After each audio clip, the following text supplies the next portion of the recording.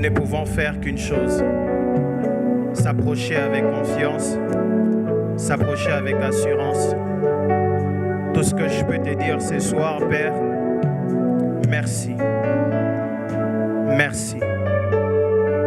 Merci parce que tu es là et nous t'acclamons pour cela. Alléluia. Est-ce qu'on peut bien acclamer le Seigneur? On acclame bien le Seigneur, on acclame bien le Seigneur. Si on peut augmenter au son retour, on acclame le Seigneur, on acclame le Seigneur. Gloire à Dieu. Que le nom du Seigneur soit béni ce soir.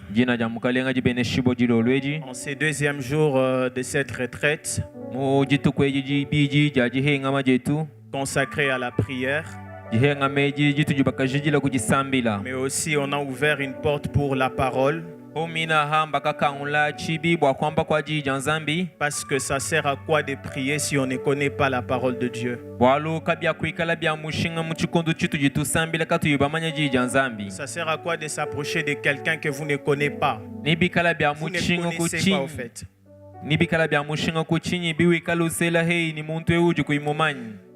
Merci au pasteur qui nous accorde encore cette opportunité. Merci aussi à chacun de vous pour ce soir, pour votre présence. Nous ne cessons de braver la température pour être là. Alors, aidez-moi à saluer votre voisin de gauche et de droite. Regardez-lui, est-ce qu'il va bien ce soir? Il va bien? Est-ce qu'il va bien? Il semble que pendant le jeûne, parfois quelqu'un peut avoir le visage renfrogné, vous pensez qu'il est fâché. Non, c'est la fin. Alors, aidez-moi, regardez votre voisin, saluez votre voisin, donnez même le sourire, même si nous gênons, donnez un sourire à votre voisin.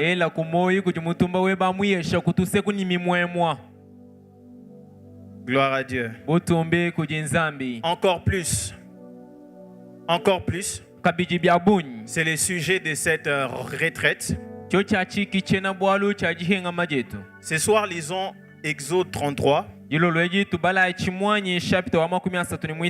Le verset 17 et 18. La Bible dit, je répète, Exode 33, 17, 18.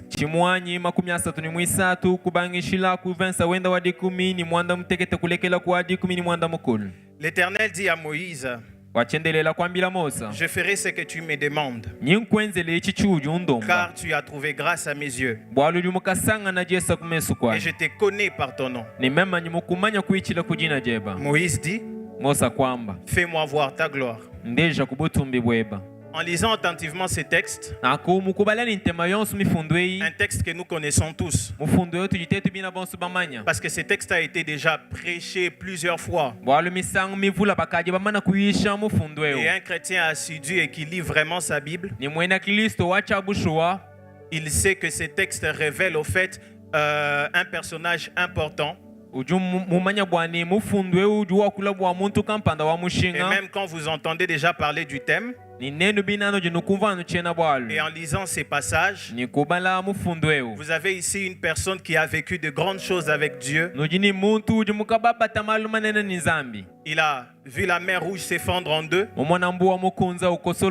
Il a vu l'eau sortir du rocher. Il a vu les Égyptiens être engloutis par la mer. Moïse, ce n'est pas suffisant. Moïse, malgré toutes ces choses qu'il a vécues, il se présente encore devant Dieu, mes frères. Il dit à Dieu, fais-moi voir ta gloire. Dieu pouvait se dire, mais Moïse, tu as déjà vu ma gloire. Mais Dieu ne dit pas ça. En fait, Dieu savait qu'il avait beaucoup de choses qu'il pouvait montrer à Moïse. Moïse devait expérimenter beaucoup de choses avec Dieu. Et Dieu avait encore beaucoup de choses dans son dépôt pour Moïse. Et Moïse aussi n'était pas satisfait de ce qu'il avait déjà vécu. Il a soupiré encore. Il a demandé encore. Quand il a demandé au Seigneur cela, étonnant, le Seigneur a accompli, le Seigneur a exaucé sa prière. J'aimerais rassurer à quelqu'un ce soir, lorsque nous exprimons notre soif de voir encore plus de choses avec Dieu, le Seigneur n'est pas indifférent. Chaque fois que vous vous avancez devant le Seigneur et que vous attendez que le Seigneur vous fasse encore vivre des choses au-delà de ce que vous avez déjà vécu, le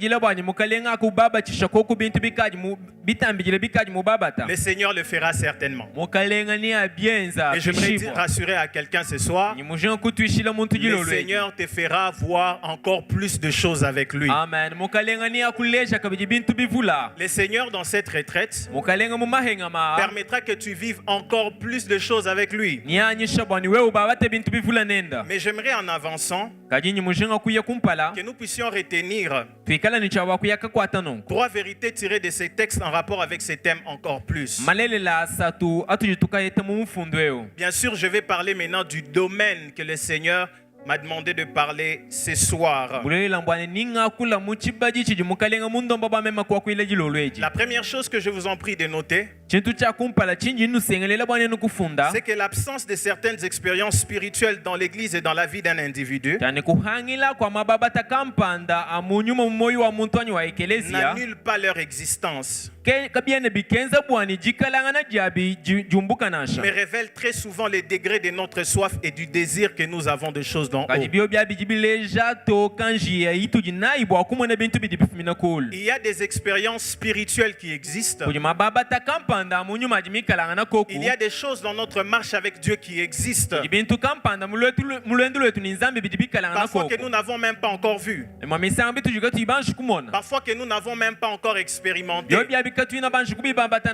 Quand nous voyons les autres vivre cela, quand nous voyons les autres expérimenter cela, nous avons comme l'impression qu'ils sont dans le faux. Nous avons comme l'impression qu'ils sont partis à côté. Mes frères et sœurs, j'aimerais que vous puissiez retenir une chose. Le dos de Dieu a commencé à se faire voir. Moïse a su que dans la marche avec Dieu, on pouvait voir le dos de Dieu. Lorsqu'il s'est approché, il a demandé une autre expérience. Personne avant Moïse n'avait encore vu le dos de Dieu. Est-ce que cela était impossible de voir? Non, c'était possible de voir. Il a fallu un homme pour prier. Il a fallu un homme pour désirer, afin que le Seigneur fasse cela. Frère, ce n'est pas parce que vous ne vivez pas certaines choses avec Dieu que ça n'existe pas. Certaines choses avec Dieu, pour le vivre, il faut la soif, il faut un désir profond. La deuxième chose, votre degré de proximité avec Dieu détermine le type d'expérience que vous aurez avec lui.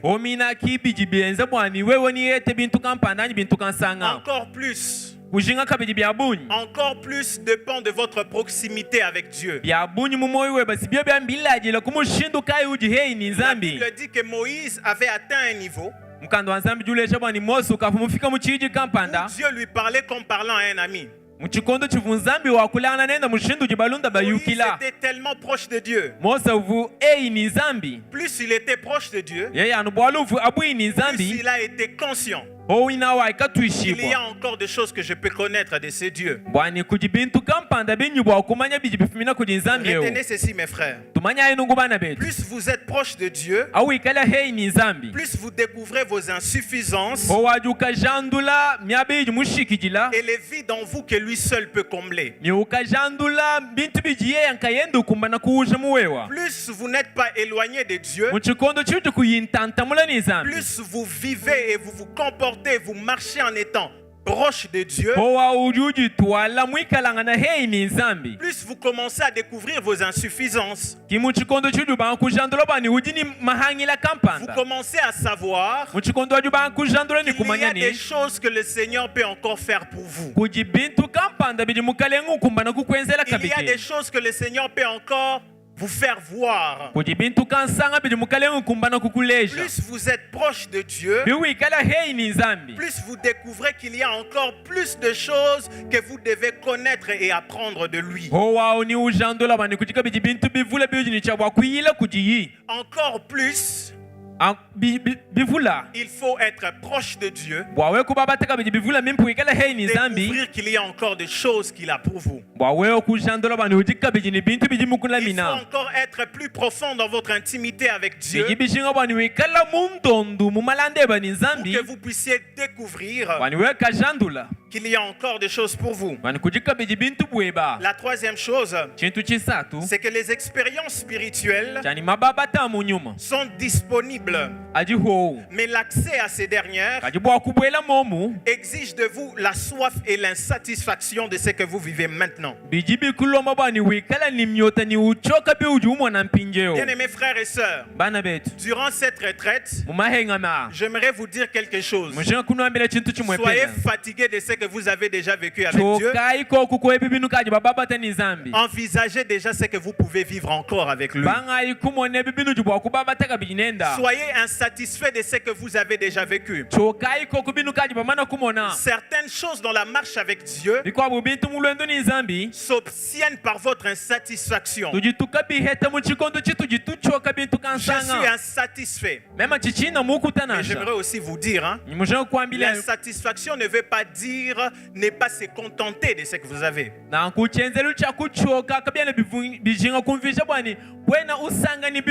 Celui qui est insatisfait, ou l'insatisfaction dont je parle ici, vous vous contentez de ce que Dieu vous a donné,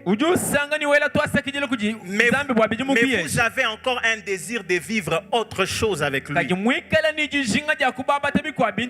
Je fais une prière pour vous, que pendant cette retraite, que l'insatisfaction spirituelle vous caractérise, afin que vous accédez à d'autres expériences spirituelles. Alors, Moïse, dans ces passages, il demande à Dieu une chose: fais-moi voir ta gloire. Ce soir, pendant 15 minutes, j'aimerais vous parler d'encore plus de gloire de Dieu. Encore plus de gloire de Dieu. Lorsqu'on parle de la gloire de Dieu, kabod en hébreu, doxa en grec, signifie beaucoup de choses. Mais ici, moi, j'aimerais m'appesantir sur sa définition selon laquelle la gloire comme étant la manifestation éclatante de la grandeur de Dieu. La gloire comme étant la manifestation éclatante de la grandeur de Dieu. Bien-aimés frères et sœurs, s'il y a une chose que les hommes doivent voir dans l'église, que le monde doit voir dans l'église, que le monde doit voir par le chrétien, c'est la grandeur de Dieu. Les hommes là dehors Les mondes là à l'extérieur aimeraient voir la grandeur du Dieu que vous priez. La grandeur du Dieu que nous cherchons. La grandeur du Dieu pour qui nous nous mettons à genoux pour prier. Mais j'aimerais aussi vous rassurer une chose. L'une des choses que le Seigneur aime faire dans l'église, l'une des choses que le Seigneur aime faire par la vie de chrétiens, c'est que le Seigneur aime manifester sa grandeur. Le Seigneur aime quand les hommes savent qu'il est grand. Le Seigneur aime quand les hommes du dehors voient l'église. En voyant l'église, ils ne voient pas des hommes paresseux. En voyant l'église, ils ne voient pas des gens tristes. En voyant l'église, en voyant les chrétiens, qu'ils ne voient pas des gens qui ne savent pas comment avancer. Des gens qui leur vie se complique toujours. Mais l'une des choses, mes frères, que le Seigneur aimerait que les hommes savent, c'est que par votre vie, il est un Dieu grand. Et j'aimerais nous rassurer d'une chose ce soir. Le Seigneur va manifester sa grandeur dans votre vie, dans cette église, dans vos entreprises. Parce que c'est son désir, mes frères. Lorsque le frère Henri était en train de chanter, il était en train de dire gloire, gloire. Je l'ai lancé un petit sourire. Parce que c'était un signe pour moi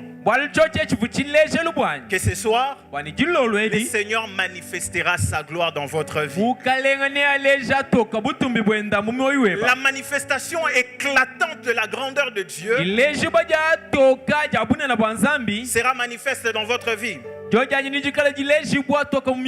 Alors frère Giovanni, qu'est-ce qui attire la manifestation de la grandeur de Dieu?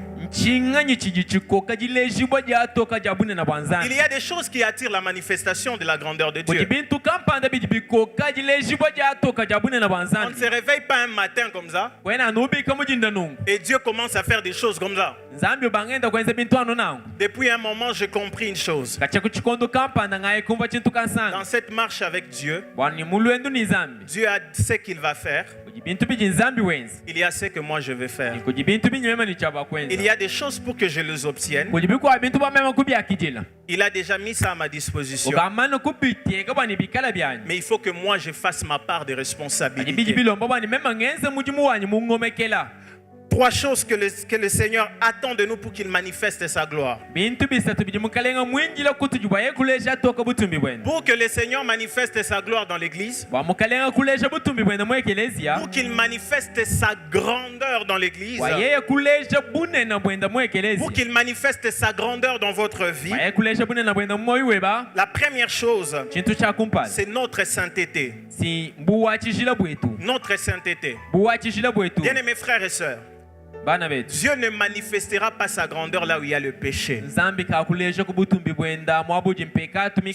manifeste sa grandeur là où il y a la sainteté, là où les hommes se sanctifient, là où les hommes se mettent à part, là où les hommes fuient le péché, là où les hommes leur seul désir, c'est de vivre selon la volonté de Dieu. C'est de vivre selon la parole de Dieu. J'aimerais décevoir quelqu'un. Ne t'attends pas à voir la manifestation de la grandeur de Dieu dans ta vie si tu vis dans le péché. Si vous vous compromettez encore, le Seigneur ne manifestera pas sa grandeur par vous. Sinon c'est une confusion. Comment un Dieu saint peut manifester sa grandeur dans un peuple où ils sont dans le péché? Paradoxal, n'est-ce pas? Dieu manifeste sa grandeur là où le principe de vie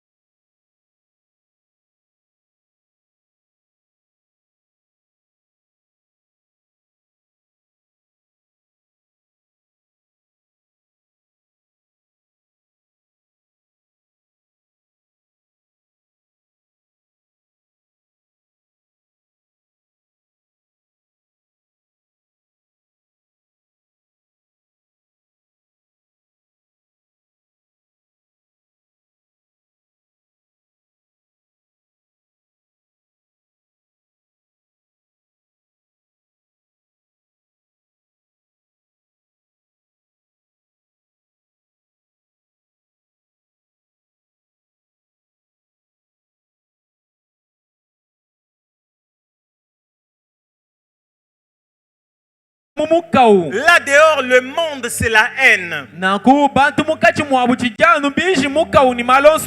Pour que le monde voie dans l'église la grandeur de Dieu, tout commence par notre capacité à nous aimer les uns les autres. Car là où il y a l'amour, Dieu demeure. Et quand Dieu demeure, il manifeste toujours sa grandeur. Je vous encourage, mes frères. Aimons-nous. Aimons-nous. La troisième chose qui attire la manifestation de la grandeur de Dieu dans l'église et dans la vie d'un individu,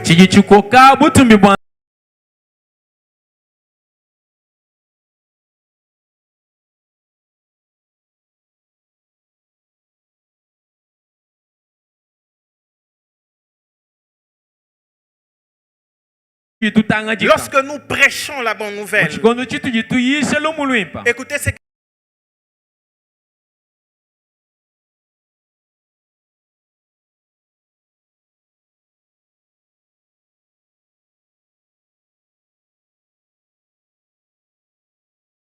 travailler avec eux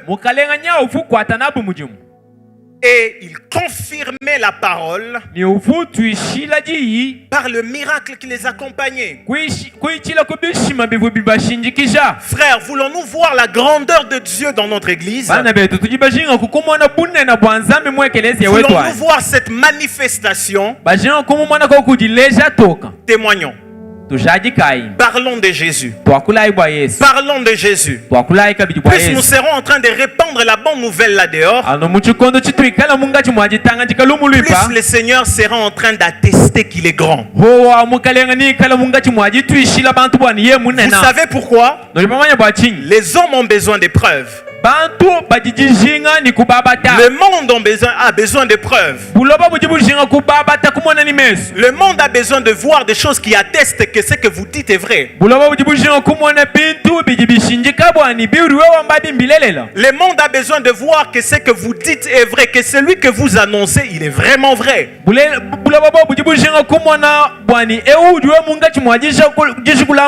lorsque nous témoignons, une chose est certaine: le Seigneur manifestera sa grandeur. Pour que les hommes savent que Dieu est en ces lieux, que Dieu marche avec nous, témoignons, et le Seigneur se fera connaître comme un Dieu grand. Alors voyons rapidement ce qui arrive quand Dieu manifeste sa grandeur. Ce qui arrive quand Dieu manifeste sa grandeur. Et qui doit nous pousser même à dire encore plus de manifestations. La première chose, c'est que quand Dieu manifeste sa grandeur, il y a un déploiement de sa puissance par des signes, des prodiges, des miracles et la victoire sur nos ennemis.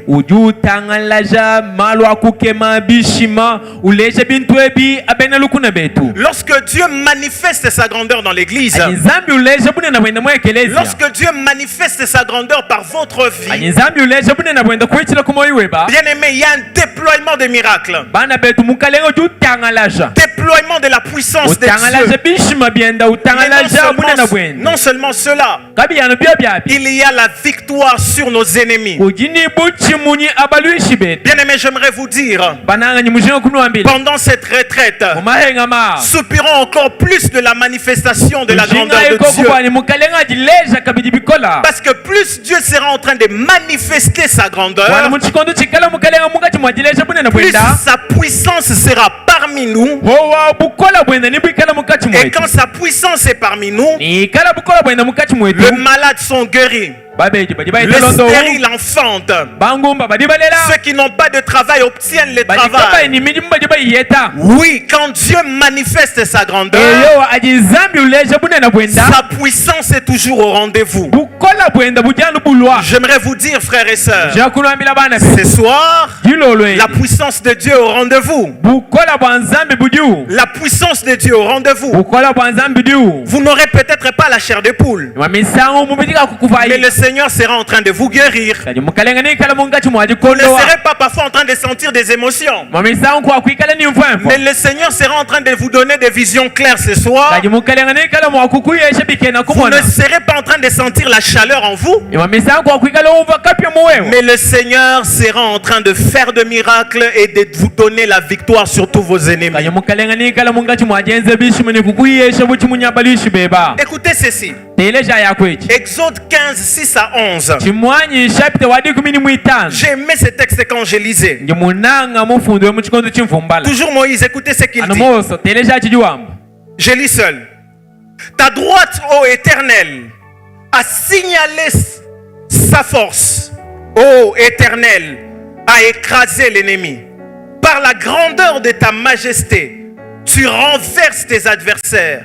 Tu déchaînes ta colère. Elle les consume comme du chaume. Alléluia. Au souffle de tes narines, les eaux se sont amoncelées. Les courants se sont dressés comme une muraille. Le flot se sont durcis au milieu de la mer. L'ennemi disait, je poursuivrai, j'atteindrai, je partagerai le butin. Ma vengeance sera assouvie. Je tirerai le paix. Ma main les détruira. Tu as soufflé de ta haleine. La mer les a couverts. Ils se sont enfoncés comme du plomb dans la profondeur des eaux. Qui est comme toi parmi les dieux, ô Éternel? Qui est comme toi, magnifique en sainteté, digne de louanges, opérant de prodiges? J'aimerais dire à quelqu'un ce soir, ce cantique de Moïse sera ta part ici ce soir. Amen. Le Seigneur sera en train de manifester tellement sa puissance. Le Seigneur sera tellement en train d'accomplir de prodiges, alors que tu soupires encore plus de sa manifestation. J'aimerais faire une déclaration là-bas, ne pas les mondes verront combien le Seigneur est avec nous ici en Bujimayi. Les hommes vont enfin attester que nous avons un Dieu grand, parce qu'il va déployer sa puissance ce soir, sa puissance qui guérit les maladies incurables, sa puissance qui ouvre les portes inattendues, sa puissance qui fraye le chemin là où les hommes s'attendaient le moins, sa puissance qui donne des enfants à ceux qui ont attendu ça fait 5 ans. J'aimerais faire cette déclaration que le prodige, le miracle seront notre partage en ces lieux. Bien-aimés, alors que nous serons en train de prier, lorsque le Seigneur manifeste sa grandeur, l'église devient le lieu de refuge et une solution aux problèmes de la société. Car au-delà de la stratégie, au-delà de l'organisation, une touche divine sera là. Une touche divine sera là. Je lève mes mains et je fais une prière pour quelqu'un. Pendant que le Seigneur sera en train de déployer sa puissance en ces lieux, ça ne va plus dépendre de ton organisation. Ça ne va plus dépendre de ta discipline. Dans tout ce que tu feras, je décrète et déclare qu'une touche divine sera derrière. Une touche divine sera derrière. Une touche divine sera derrière. Encore plus de la grandeur de Dieu. Élevons nos voix. Soupirons cela auprès du Seigneur.